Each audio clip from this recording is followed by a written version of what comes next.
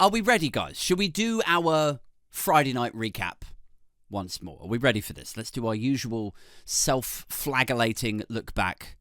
You know, like every day of the week's news is another Catholic punishment bead going across your spine. A news retrospective enjoyed with the same delight you might normally reserve for an eye-watering, hemorrhoid-piercing shit. So, let's get into it.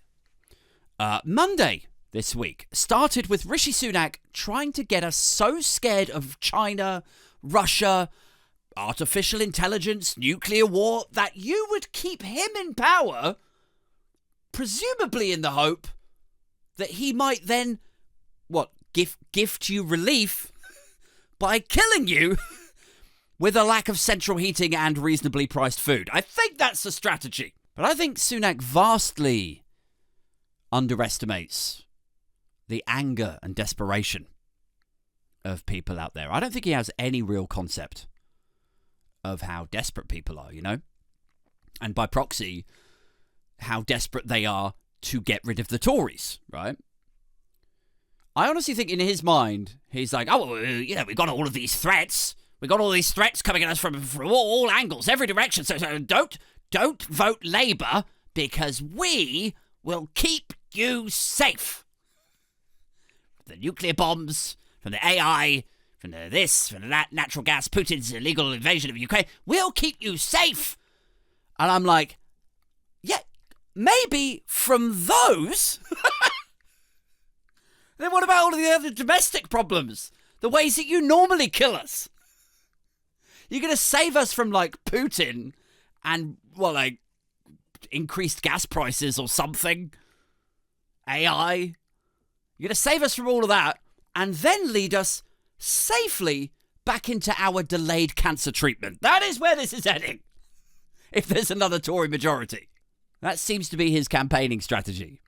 He's like, but Putin and China might nuke you. Everyone's like, oh my God. Yeah, okay. Well, I want to be safe, so here's my vote.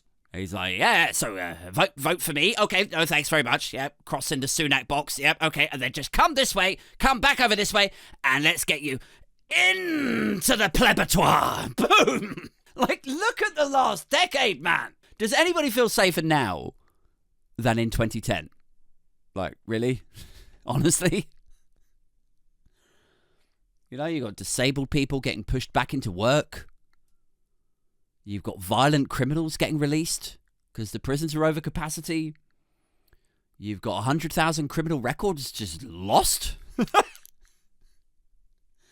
There's no capacity for courts and judges to convict or push more people back into prison because they funneled all the resources into getting Rwanda cases prioritized. And that's before we talk about declining life expectancy, child poverty, and organized crime, you know? Does anybody really feel safer now? I don't think they do. Than back in 2010. I think the only reason that people aren't out trashing, stealing, and looting their way across London right now is that the rail network is so fucked they'd never get the plasmas home. That is the only reason. You'd have a gang of them turning up at Waterloo when's the 702, bruv? It's been hours, bruv. These figs are heavy.